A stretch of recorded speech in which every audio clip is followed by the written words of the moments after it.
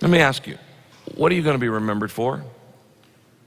If you were to die tomorrow, would people say, man, that person was a real blessing? They really lived for other people. They served. They were sharing. They were generous. They were kind. They were always thinking of other people. Or would they think, boy, they were pretty self-centered. They only had their goals. They only went after what they wanted. They didn't really care about anybody else. Didn't take care of their wife or their kids or any. They just lived their life, did what they wanted to do. What do you want to be known for? Good people will be remembered as a blessing. Now, the truth is, everybody wants their life to count. Deep down inside of you, you want your life to have significance.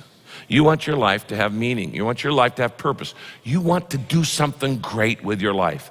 Everybody wants that. And there's nothing wrong with that, to do something great with your life. You ought to want to do something great with your life. Here's how Jesus said you become great. Matthew 20:26.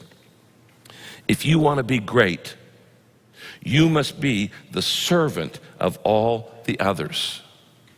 The more you serve, the greater you're going to be.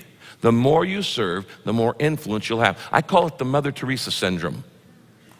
Mother Teresa went to the poorest of the poor, the most outcast of the outcast in Calcutta, India, to people who are on the street and dying. Nobody has less influence than them. And she began to take the dying into her home, and she cared for them, and she began to serve those that everybody was trampling over.